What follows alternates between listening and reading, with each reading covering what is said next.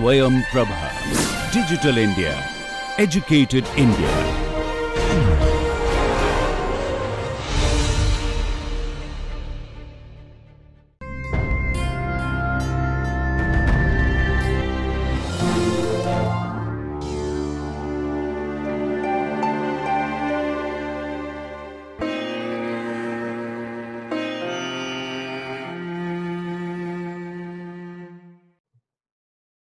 Hello and welcome back to the sixth tutorial session for engineering thermodynamics. The book that you are seeing, this is Thermodynamics and Engineering Approach by Sengel and Bowles. This is the book we follow at IIT Kanpur for undergraduate thermodynamics teaching, and I am Dr. Jishnu Bhattacharya, an associate professor in mechanical engineering at IIT Kanpur, where we also teach the same book for undergraduate thermodynamics teaching. Okay, so let's start.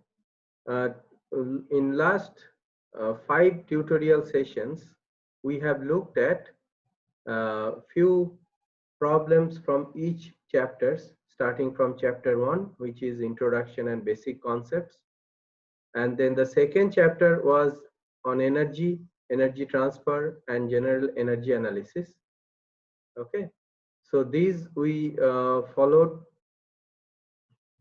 for first 2 tutorials, first 2 chapters, and then the third chapter, which is properties of pure substances, where we have looked up different tables. We have seen that how to find different property values from the tables for pure substances like water, saturated water vapor, superheated water vapor, and then the refrigerant R134A.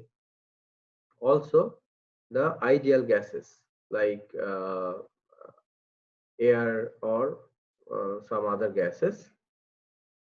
And we have also looked at the real gas equations.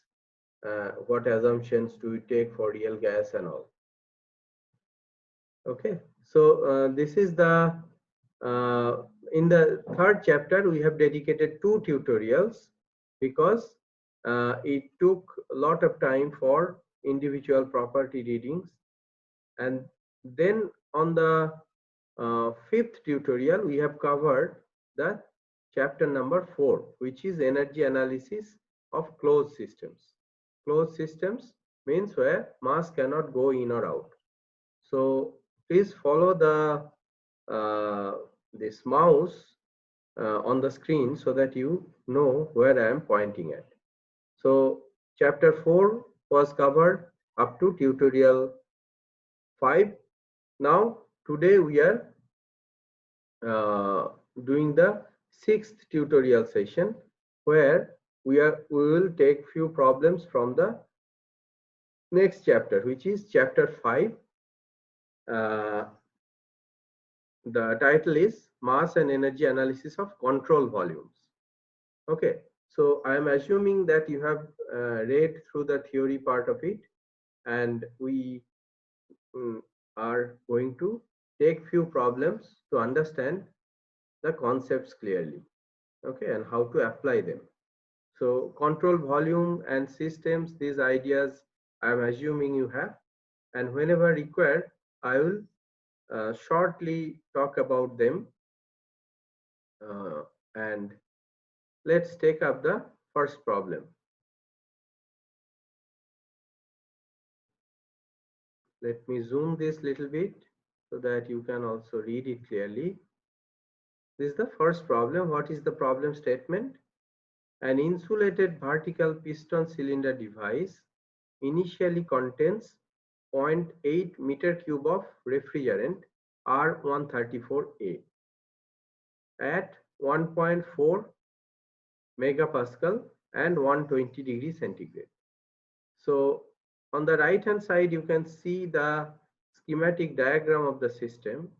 The whole thing is insulated, that means no heat transfer is happening, and this is a vertical piston cylinder arrangement. This is the piston, and it is also associated with a spring.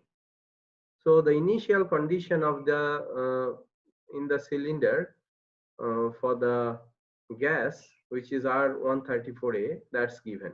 The volume is given, pressure is given, temperature is also given. Okay. Then next it says a linear spring at this point applies full force to the piston. Okay, so initially the spring is engaged. That's what it says. A valve connected to the cylinder is now opened. So please look at the right hand side. Here you can see a valve. I mean, there is a opening outlet and it was closed initially. Now you are opening that valve. So what will happen? Of course, this gas will go out, right? So the refrigerant is allowed to escape. The spring unwinds as the piston moves downward. Now as refrigerant escapes, the pressure drops, so the spring becomes stretched, right? So as the piston moves downward and the pressure and volume drop to 0.7 MPa and 0.5 meter cube. So you can see earlier it was 1.4 MPa. Now after the gas escapes, the pressure comes down to 0.7 MPa. So half, it becomes half. And volume wise, the initial volume was 0.8 meter cube. Now the volume comes down to 0.5 meter cube. That means the piston comes down by a certain amount so that the volume becomes 0.5 meter cube at the end of the process. Okay. So at if that's the process end, you fix for this process, you have to determine first the amount of refrigerant escaped. So you have to find out how much refrigerant you will lose. And the second one, part B, it asks that the final temperature of the refrigerant. Okay. So these are the two things you have to find out. So we have already discussed the schematic diagram, what is happening in the process.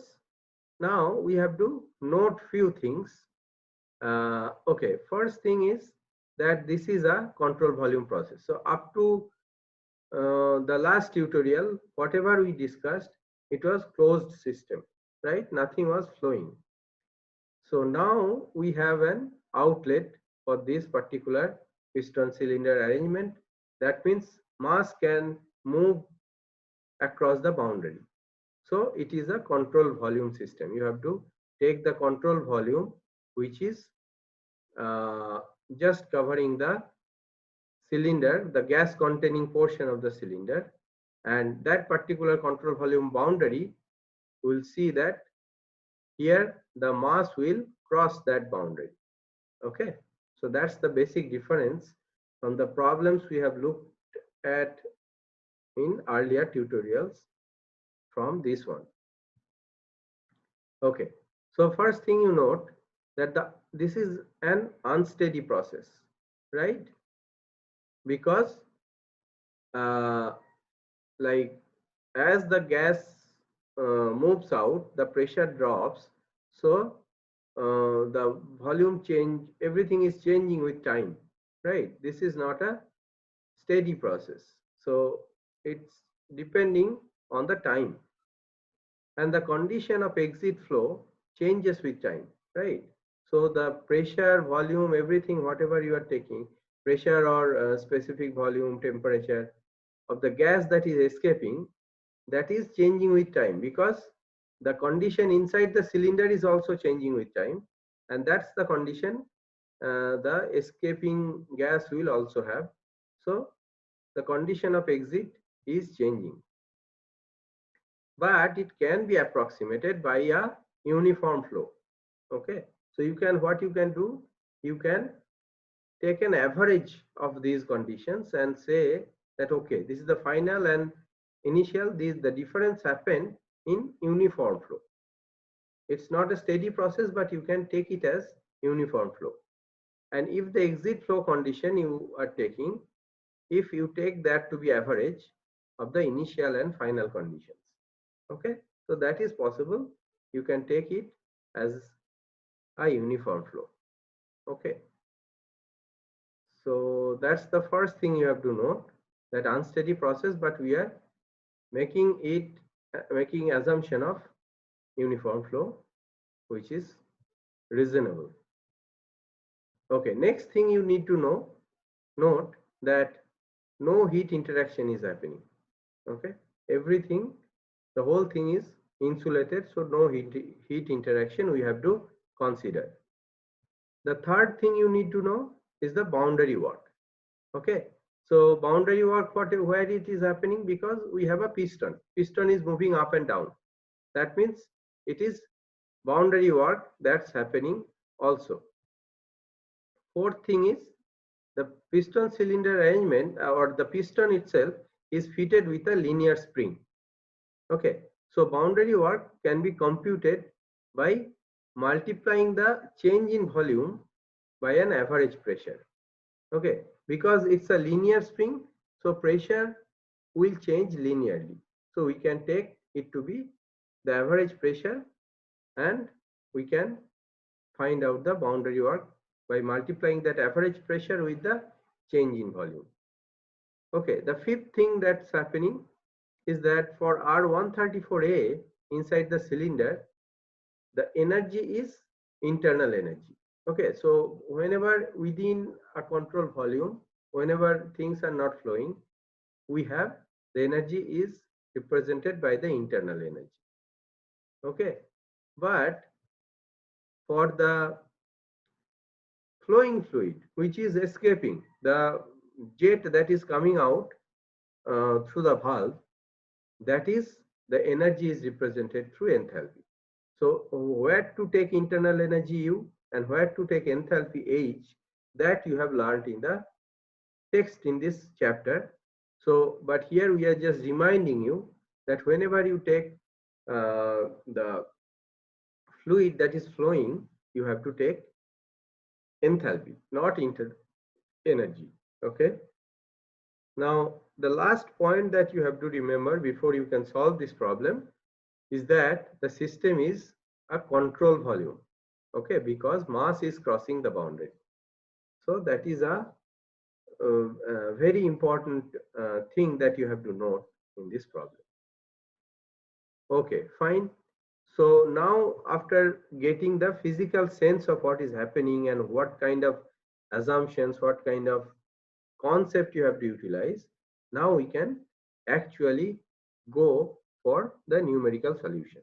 So first thing first, the initial condition which is given to be pressure is 1.4 megapascal and temperature is 120 degrees centigrade. It is R134A given. So you go and look up the table for R134A for this particular thing, and you will see that this is a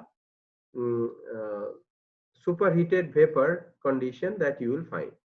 Okay, and corresponding to that condition, the specific volume small v1 will be 0.02039 meter cube per kg, and the specific internal energy u1 is 323.57 kilojoule per kg. And we will also need the H1 corresponding to the same pressure and temperature, which is 352.11 kilojoule per kg. Now, why do you need at the initial condition both U and H? Because for the gas which is contained in the cylinder, for that we will use U, and the part of the gas that is moving out of the cylinder, for that we will use H. So both these values we will require. Okay, now if we do the balancing, first the mass balance, mass has to be conserved. So whatever coming in minus whatever going out, that should be the change in mass of the system. Okay, M in minus M out will be equal to delta M system. Okay, now nothing is coming in. So whatever be the, so what is coming out, that is ME or M escaping. As for escape, we are using term or the letter E. ME will be equal to the change in system, delta M system, that is M1 minus M2. Okay, so this is nothing but the escape mass will be equal to the difference of initial and final mass. Okay, so that's the mass balance. Now the next thing that we do is the energy balance, and that's the critical part. So what terms do we have? First, we have the boundary work that is happening due to the movement of the piston. Okay, so that's the work that is happening on the system. And now what energy is escaping? We have to minus that or subtract that. That's mass, the total enthalpy of the exit flow. That means ME into HE. Whatever be the average enthalpy of the exit flow, that has to be multiplied by the escape mass to get the total enthalpy going out of the system. And this energy has to be balanced by the change in internal energy of the gas that is contained in the cylinder.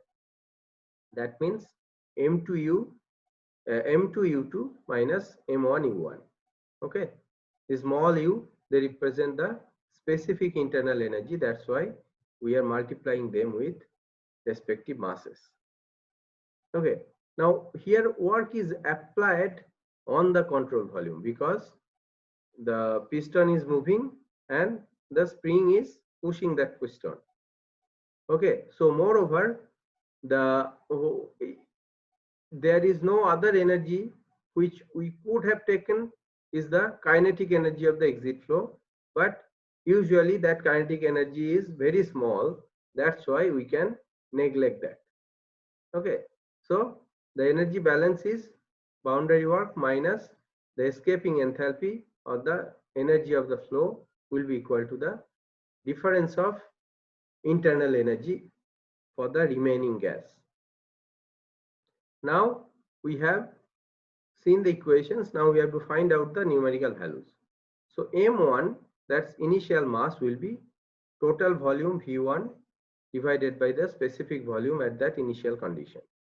Okay, so the total volume 0.8 meter cube is given at the initial condition, and we have looked up the specific volume from the table, which is 0.02039 meter cube per kilogram.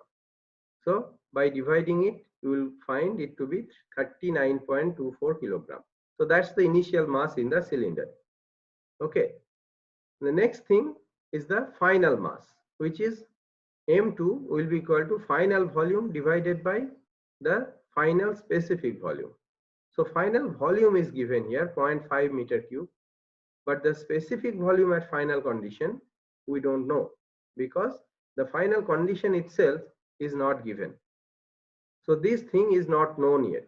So let's see how to proceed. What else do we know? We know the boundary work because we know the initial and final pressure, and we have assumed that it's a linear spring. So we can take the average of these two pressures and multiply it with the change in volume V1 minus V2. So here all the quantity we know: pressure 1, pressure 2, volume 1, volume 2. So we just substitute them and find out the boundary work at the piston boundary is 315 kilojoule. Okay, so this we know. So now if we put in the energy balance, whatever we know, let's put them in the energy balance. This is the WB term we just found out minus MEHE, right? Now ME, how do we know? This is the initial mass. So this meter cube won't be there. That's wrong. And this is the initial mass in kg, and minus this 0.5 meter cube, that's the final volume divided by the specific volume. As we don't know the specific volume at final state, we could not find out the numerical value, and the whole thing is multiplied by He. So this is the MEHE term. Now on the right hand side we have M2U2 minus M1U1. Now M1 we know, okay, 39.24 kilogram, and U1 also we have looked up, 323.57 kilojoule per kg. But we neither know the final state, so that's why we don't know the U2 as well as the specific volume at final state V2. So in this equation, see what are the unknowns.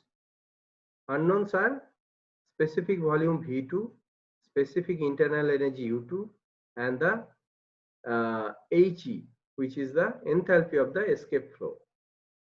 So now, as we have assumed that we will take the condition of the escape gas to be the average of the initial and final. So we will take it H1 plus H2 divided by 2. That's the average, right? Now H1 we know. We know the initial condition, and we looked up the value from the table. So we know what is the H1. But H2 we don't know yet. Okay. So basically the unknowns we are having is V2, U2 and H2. All we know if we know the final condition or the state of the final, the gas of the final cylinder. Okay. Now let's see how we can find that out. Let me unzoom a little bit. Yeah, so now all these unknowns are known when we can find the state of the final gas. For that, pressure is given. Okay, pressure is given to be 0.7 megapascal, but temperature is not known. That is the problem. Okay, so here we don't have any other option but trial and error. So you can expect that this kind of problem you will not see in an exam, but here as in a tutorial we can do this, and it's time consuming. Otherwise you can also do that in an exam. So here we are going to use trial and error. We have to see for which temperature that particular energy balance equation is satisfied. Okay, so we have to guess a temperature and see whether the energy balance is satisfied. If not, we have to change the temperature guess and do it again. Okay, so I'm just giving you the final value of it. So for T2, or the final temperature to be 96.2 degrees centigrade, we will get the mass of the basically what we will get is the state 2. That means the specific volume we will know, the specific internal energy we will know, and specific enthalpy that we will also know, V2, U2, H2. Okay, and from that we will know from the mass balance we will know what will be the escaping mass. That would be 26.8 kilojoule, kg, and then the mass that will be left in the tank or cylinder, that will be 12.47 kilogram. Okay, and the final temperature that we just got by trial and error, that's 96.2 degrees centigrade. So these are the two quantities that you are supposed to find out. Okay, so in this problem we have seen that I mean, an unsteady problem was assumed to be a uniform flow problem, and we have solved it with the mass balance as well as energy balance. Okay, the final state we didn't know, particularly the temperature, so we had to do some trial and error, and finally we obtained the final temperature as well as the gas that escaped from the system. Okay, so let us now take the next problem, which is not with refrigerant R134A, but with steam or water. Okay, and that is, now you will see some direct practical application of these thermodynamics, which earlier was not very evident. Okay, so the problem that we'll take, that is a problem of steam turbine. Okay, whenever we have a thermal power plant, there we use steam turbines, which uh, takes high pressure, high temperature uh, input steam, and the turbine blades are moved by the input stream energy of that, and we convert it to a shaft work, and then we convert it through a generator, we convert it to the electrical energy. Okay, so we will see an application of thermodynamics in these steam turbines. So what is the statement of the problem? That steam enters a steady flow turbine. Let me zoom this little bit. Yeah. So steam enters a steady flow turbine with a mass flow rate of 13 kg per second at 600 degrees centigrade and 8 megapascal, and a negligible velocity. So velocity is given, that we don't have to worry about the kinetic energy of it. We can only take the enthalpy of it. Okay, for that we are given the pressure, temperature and all. Okay, and also the mass flow rate is given. The steam expands in the turbine to a saturated vapor at 300 kPa. Okay, so the exit, so it's a two-stage turbine. Okay, so you can see on the right hand side that this is a two-stage turbine. So first stage, it expands the steam slightly, fractionally, and then what it says, yeah, the steam expands in the turbine to a saturated vapor at 300 kilopascal, where 10% of the steam is removed for some other use. Okay, so we'll see when you learn more about power plant engineering, we'll see that steam at little high temperature and pressure we often require for maintaining or running other systems. Okay, for regeneration or some other aspects.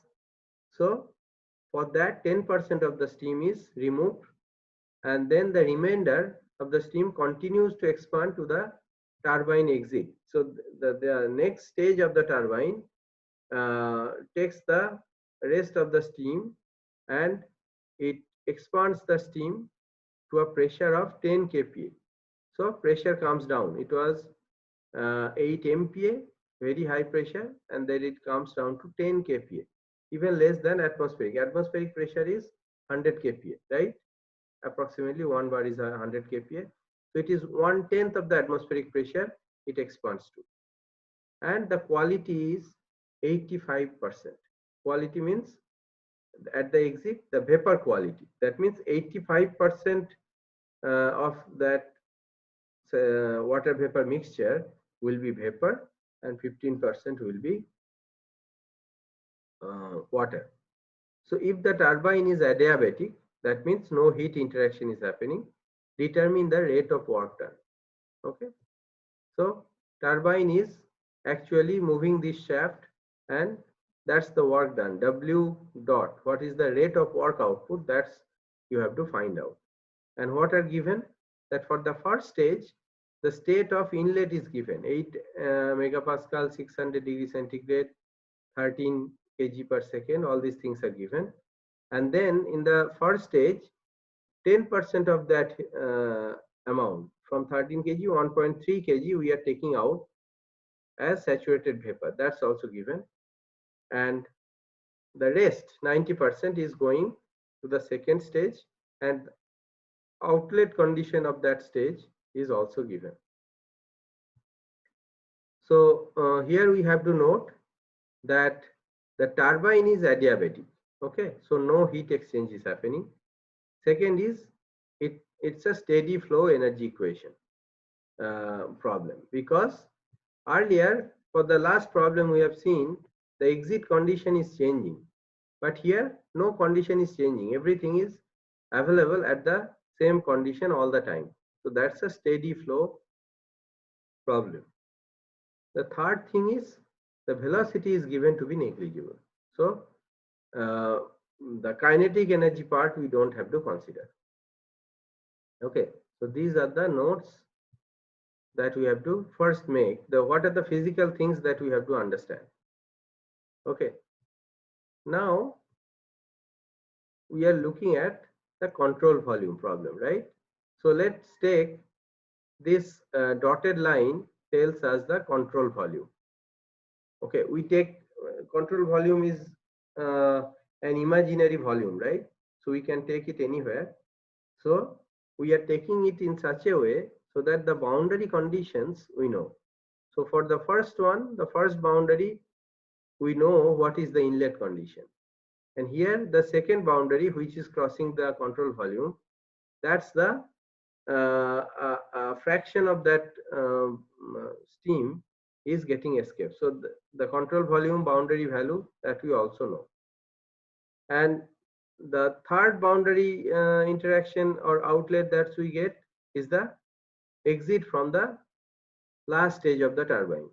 Okay, that also we don't know. And another thing is crossing the boundary of this control volume is the work, the shaft work that's actually going to the generator. Okay, so this work we also need to consider. Now, if we look at the control volume and we apply the steady flow energy equation, what we get that whatever energy is coming in, that has to go out, because it's a steady flow, nothing can be stored. So what is coming in, that's the M1H1. So yeah, so what is coming in at the first inlet, that's M1.H1. Okay, so H1 is the flow energy per unit mass, and M1 is the mass flow rate, and that has to be equal to whatever is going out. What are going out at boundary 2, M2H2 is going out. At boundary 3, M3.H3 is going out, and at the work boundary we also have W out dot, that's the work that's going out of the boundary or the control volume.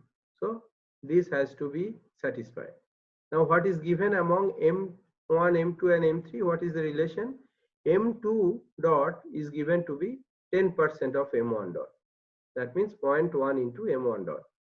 And M3 is the rest. That means 90% or 0.9 of M1 dot. So if we replace this, we can simplify the energy equation here.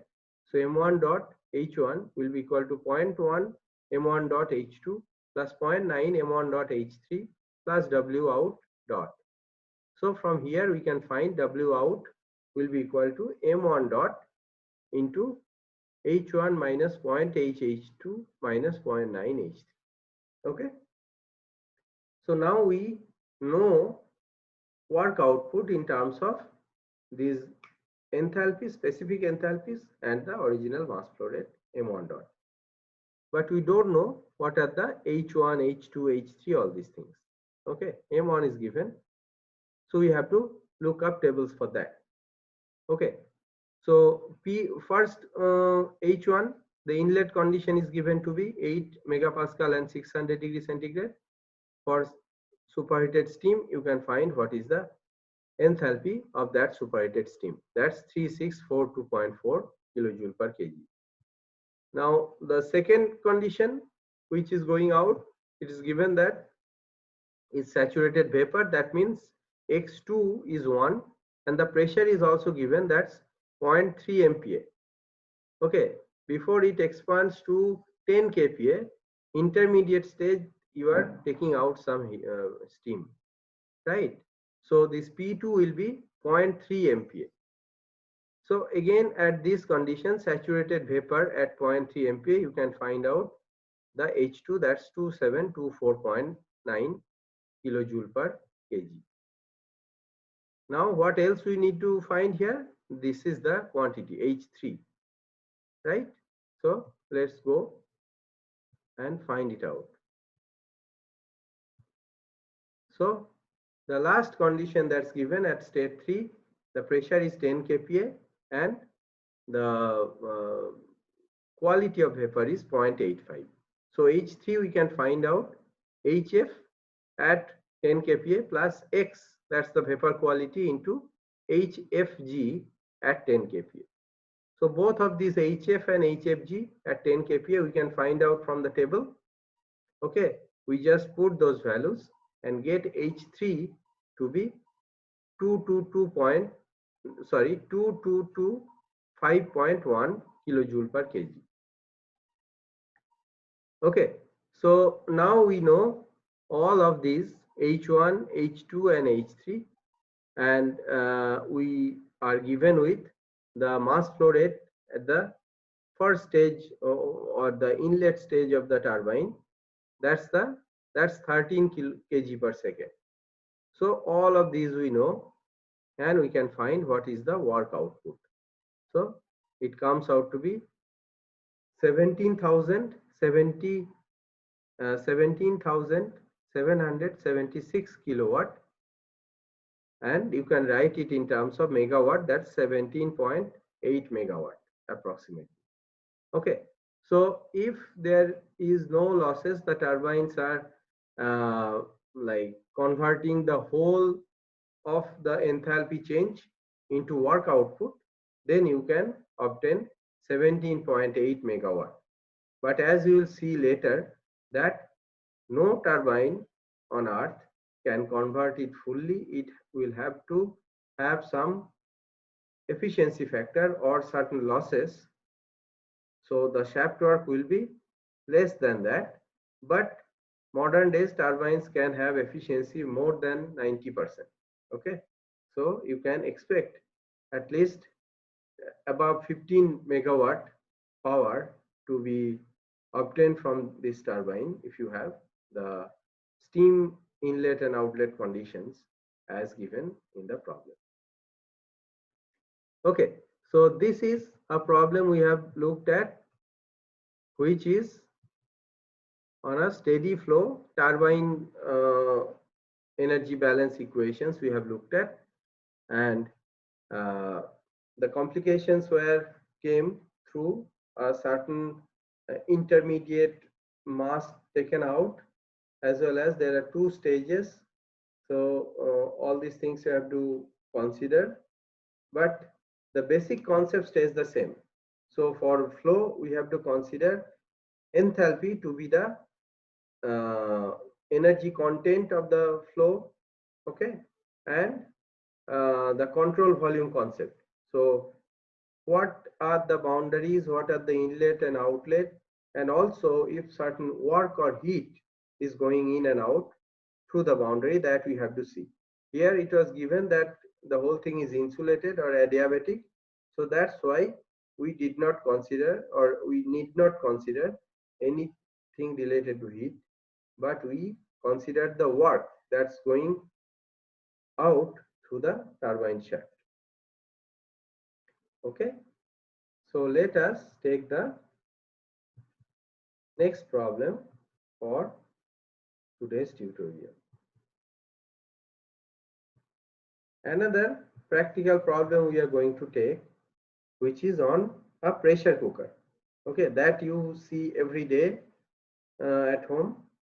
So a 4-liter pressure cooker has an operating pressure of 175 kPa. So you can see whenever you put pressure cooker on the burner and put water inside, after a certain time the pressure cooker CT blows off, right? So that means the pressure inside the cooker has reached certain value, and that's why it lifts the valve and the you hear the sound, right? And water vapor comes out, and that is the operating pressure. You cannot take the pressure cooker, the inside steam of the pressure cooker at a higher pressure, because if it goes higher, it will come out automatically. Okay, so that is called the operating pressure, and this pressure cooker that we are talking in this problem has an operating pressure of 175 kilopascal. So initially, one half of the volume is filled with liquid. Okay, so you don't fill the whole pressure cooker with water, right? You certainly fill maybe half. So in this case, it is one half of the volume is filled with liquid and the other half with vapor. Okay, of course, at equilibrium, it has to be other half will be vapor. So if it is desired that the pressure cooker does not run out of water for 1 hour, so you cannot just allow the pressure cooker to be there all the time, because the water will run out and whatever you have put to get it cooked, that will burn, right? So you have to note that for how long the water will sustain there. So here it is saying that the pressure cooker does not run out of water for 1 hour. It has to sustain it for 1 hour. And for that condition, you have to determine the highest rate of heat transfer allowed. That means how much heat you can input through the burner. What is the rate? Q dot in. Okay, so this is the schematic diagram of the pressure cooker. Initially, it has the volume 4 liter and the pressure is 175 kPa. You are putting heat in and the steam comes out when the CT goes off. Okay. So just like the first problem, this is also an unsteady problem. This you notice that the steam comes out intermittently, right? It does not come out all the time at the same rate. So this is also an unsteady problem. But again, we can analyze it as a steady problem. We can assume that the amount of mass that is coming out as steam is coming out slowly at the same rate. Okay, because the outgoing mass has always the same condition. Okay, it does not change with time. Whenever it comes in, it comes out, it comes out at the same condition. Now again, you note that this is a control volume problem because mass is crossing the boundary. Here also steam is crossing the boundary of the control volume. So this is a control volume problem. And the third thing you need to note that energies of unflowing and flowing mass are represented by the internal energy U and enthalpy H respectively. Okay. So whenever steam is inside the cylinder or the cooker, you have to consider its internal energy U. But whenever it is coming out, you have to consider the enthalpy of it. Why is that? That also we'll see through the problem itself. Okay. So now we have to go through the same process of mass balance and energy balance. So mass balance is again whatever is escaping will be equal to m1 minus m2, whatever inside at the initial state and then whatever is left, m1 minus m2. Okay, and energy balance, again now we don't have any boundary work.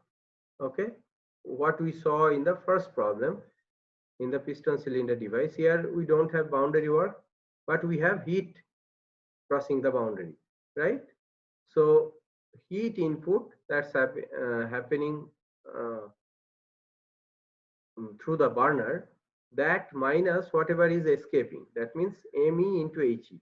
This much energy is escaping out of the control volume through the blowing of steam. Okay, and that has to be equal to the balance of internal energy left.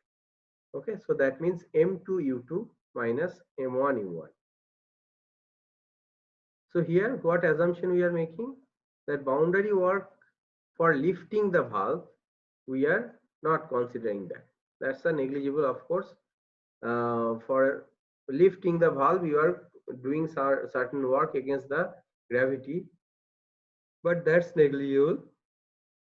And also the kinetic energy of the outgoing steam is negligible. Okay, so these two we are assuming.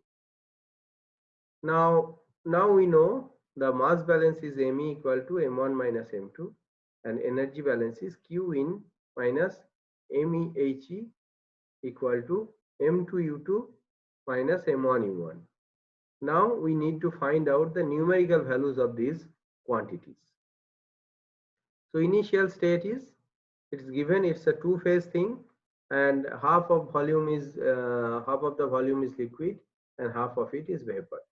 Pressure is also given, 175 kPa. So you just look up what are the specific volume of full liquid or saturated liquid, that's Vf, and you also look up the specific volume of saturated gas. Okay, so correspondingly you look up the specific internal energy of saturated liquid and saturated vapor. Now it is given that half of volume is occupied by vapor, so we need all these pieces of information to find M and U. Okay, so we'll see that in a while. So now the final state, it's given that no liquid vapor. Okay, it says that how long will it take so that the water, the cooker does not run out of water. That means liquid water. So the final state is given indirectly, that no liquid water, that means only liquid vapor, only water vapor is available inside the pressure cooker. And the final pressure is also the same, 175 kPa, but in this case we have saturated vapor. So again, the specific volume V2 is nothing but the Vg, or specific volume of saturated vapor at 175 kPa, that you can look up, and U2, that's the Ug, that means specific internal energy of the saturated vapor at 175 kPa, that also you can look up. Okay, now the outgoing steam, what is the condition? That's the same condition as the final state of the vapor, right? Whenever it reaches that condition, it goes out, the extra vapor. So the condition does not change. So from that condition, we can find the escaping enthalpy, He, which is also appearing in the energy balance equation. He is equal to Hg, or specific enthalpy of saturated vapor at 175 kPa. And that is also you can look up. Okay, so all these values you can look up. And what thing you require for getting the mass balance correctly? So this M1 is nothing but Mf plus Mg. So the initial condition is half of. So we take capital Vf by small vf plus capital Vg by small vg. And all of these quantities are given, the specific volumes we looked up, and we can find the total mass at the initial condition. That's 1.895 kilogram. Okay, so now we can also find what is the M1U1. Okay, so initial, the U1 is not a single state, it's a two-phase mixture, so it will be equal to MFUF plus MGUG. And MFUF we just found out from here, and we have also looked up UFUG, so you can find M1U1. And the mass at the state 2, at the end, the final state, that's capital V over small v. Again, everything is given, we can find what is the M2. So you can see initially the mass was 1.895, so almost 2 kg, and now we have only 4 gram, 0.004 kg, that means 4 gram. So from 2 kg it comes down to 4 gram. All the rest goes out. Okay, so what mass is escaping? You just find the difference, 1.891 kilogram. Now in the energy balance also, we know all the terms in the right hand side. So we can find Q in, or how much heat we are putting through the burner. So that's 4188 kilojoule. Okay. Now if this heat addition happens in 1 hour, we can find out what is the rate of heat addition. Rate of heat addition is same. So if you keep the burner at the same level, so it will add the heat at the same rate. So that means you can find the the rate of heat addition, that's Q in dot, that's total Q divided by delta T. Okay, so 4188 kilojoule divided by 1 hour means 3600 second. So you can find out it to be 1.163 kilowatt. So that's the rate of heat you are adding through the burner to the pressure cooker. Okay, so this problem again we have taken a problem where we are assuming the unsteady flow with a uniform flow problem, and we are doing mass and energy balance and finding out each individual properties from the table. We could find out what would be the individual mass and everything, how the mass balance is happening, and then the total amount of heat that is added, and from that the rate of heat addition. Okay, now we will take up the last problem for this tutorial, where we will take a gas, not saturated liquid water or saturated or superheated water vapor or refrigerant. We will take a gas. In this case, we will take helium. So a rigid insulated tank that is initially evacuated is connected through a valve. So this tank is initially evacuated. Now we are connecting it to a supply line of helium. Okay, so the supply line, it carries helium at 200 kilopascal and 120 degrees centigrade temperature. Okay, so high pressure, high temperature helium gas is flowing through this supply line, and we are just adding, we are trying to fill up this tank which is initially evacuated by opening up this valve. Now the valve is opened and the helium is allowed to flow into the tank. Of course, it's high pressure, so it will come inside the tank until the pressure reaches 200 kPa. So now the pressure will equilibrate until it reaches the 200 kPa, and at this point the valve is closed. Okay, so now this tank is filled with helium at 200 kPa. Now we have to find out what is the flow work of the helium. So there will be flow work, okay, as well as the internal energy part. So the total energy will be the enthalpy content of the supply line helium. Okay, so it is asking you to find out the flow work part of that. Okay, and the helium of the helium in the supply line, and the final temperature of the helium in the tank. So once the tank is filled, what would be the final temperature? And it is also given that it's insulated, so no heat is getting leaked to the ambient. Okay, so insulation is a key point you have to remember, otherwise it will be a much difficult problem. Now the flow energy of the supply line is getting converted into internal energy of the gas in the tank. Okay, so the flow energy, that means the enthalpy, which consists of the internal energy content of the supply line as well as the flow work. Okay, so both of that is coming inside, and ultimately this is not a flow system, so it is getting converted into the internal energy of the gas. So that energy balance we have to solve. So for the supply line, the input stream has the same condition, right? It does not change all the time, it's staying the same.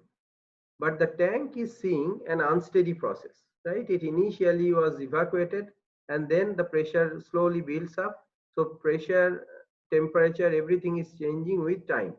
So it is seeing an unsteady process through which the state of content gas is getting changed. True? So now if we take the equilibrium at the end, when we are closing the valve, at that time the pressure is equilibrated and there can be no more flow of the gas. So we have reached the equilibrium. So if we take that equilibrium point, we can say the energy has to be balanced, right? So the internal energy of the tank has to be balanced by the enthalpy of the supply line, which is the flow energy. So this internal energy of the tank, we can write the specific heat at constant volume into the temperature of the tank, right? CV into absolute temperature of the gas of the tank. That will be equal to the H line. H line is CP. That means specific heat at constant pressure multiplied by the absolute temperature of the supply line. Okay. And from that we can find the T tank, or the temperature of the gas inside the tank, will be equal to Cp over Cv into T line, supply line, right? So this is simple. But it also asked, what is the flow work of the supply line? Flow work, how we know? We know it by the pressure multiplied by the specific volume. That's called the flow work, right? So for specific volume, what we need to use the ideal gas law, and for that we also need to find out the properties. So we have to look up the property tables, and we should find the R, the gas constant for helium, the Cp, Cv, all these values we can look up. Okay. Now the specific volume we obtain by using the ideal gas law, which is the gas constant for helium, absolute temperature of the supply line divided by the pressure. Okay. So all of these we know. This absolute temperature, you have to convert 120 degree by adding 273 degree to make it in Kelvin, and the specific volume you will find 4.0811 meter cube per kg. Okay, and the flow work will be pressure into specific volume, that's 200 kPa into 4.0811 meter cube per kg, and the flow work will be 816.2 kilojoule per kg. Okay, that's the flow work. But the flow energy is different. That's the enthalpy. So you have to add the internal energy part to it to get the flow work, the flow energy. So now the temperature we know, the Cp, Cv we found out or looked up from the table. We know the temperature of the line, and the tank temperature we will find to be 382 degrees centigrade. Okay, so here you note that the temperature inside the tank is much higher compared to the supply line. Supply line was having 120 degrees centigrade, but the temperature of the gas in the tank is 382, so it's much higher. So from where this higher temperature is coming, or higher internal energy is coming? Because this flow work is getting converted to the internal energy. That is why the temperature is much higher. So with that, I complete this session of the tutorial, where we have covered 4 problems from chapter 5 of the Cengel and Boles book.